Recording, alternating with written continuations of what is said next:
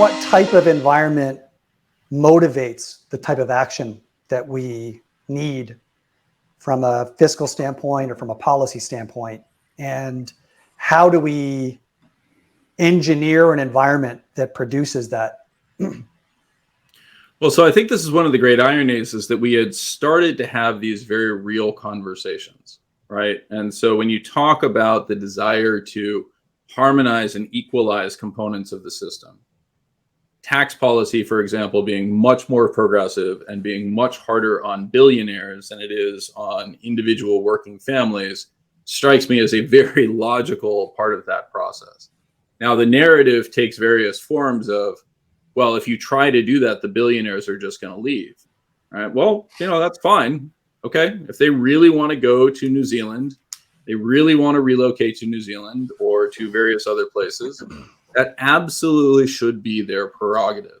But there should also be disadvantageous conditions under tax policy if that's their choice.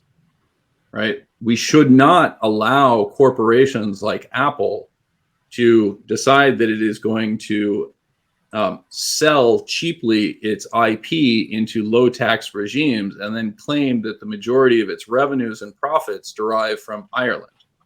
Right? Like, that's just absurd.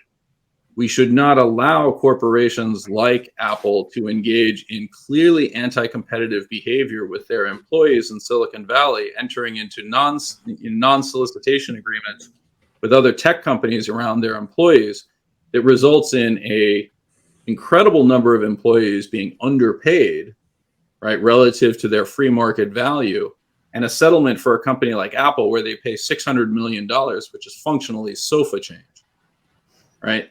I mean, like, that's insane. It really is. So let's say we're all in agreement on that, Mike. So I think we'd all also be in agreement with the fact that passing the types of laws or regulations or rolling back the types of laws and regulations that are required to facilitate those types of solutions are implausible in the current economic climate.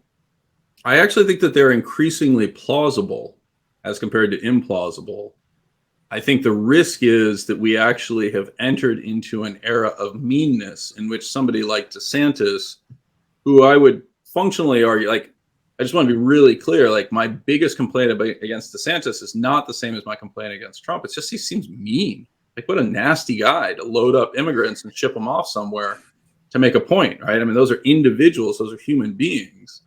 Yes, I understand the point that he's making, and his point is absolutely valid. But to use human beings to display that as pawns is just disgusting. Okay, but right? that whole populistic movement was in place before the pandemic and before the Fed started to implement these types of policies, right? I mean, pandemics almost never change the direction, or these types of events don't change the direction. They just magnify and bring forward, right? We were already moving towards work from home. I already worked from home, right? Yep. We advanced these dynamics significantly. Massive online courses, the MOOCs, et cetera, right? Those were already available. People were able to choose to do that. Zoom existed, et cetera. All we did was push this dynamic forward. So we didn't actually change anything. And I would broadly argue that DeSantis is just the fuller realization of much of the anger and frustration and desire to hurt people that largely embodied Trump. Right? I think he's a far better individual than Trump is. I just want to be really clear on that. But I'm not sure that the full expression of that anger and frustration and that sense of how we're going to make people pay, or I'm going to show you, that's just not it's not a helpful component in terms of drawing people back into discussion with each other.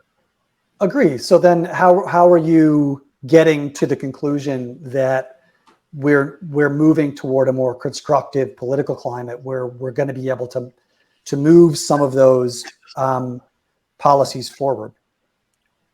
Because I would actually broadly realize that I'm increasingly hearing that from both sides, right? People are increasingly saying, I think AOC is ridiculous, and I think Trump/DeSantis's behavior is ridiculous.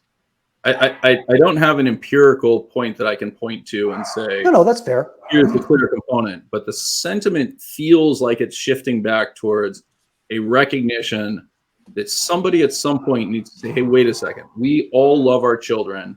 We all want to make sure that the best happens for them, right? How do we actually engage in a constructive conversation so that we make that happen?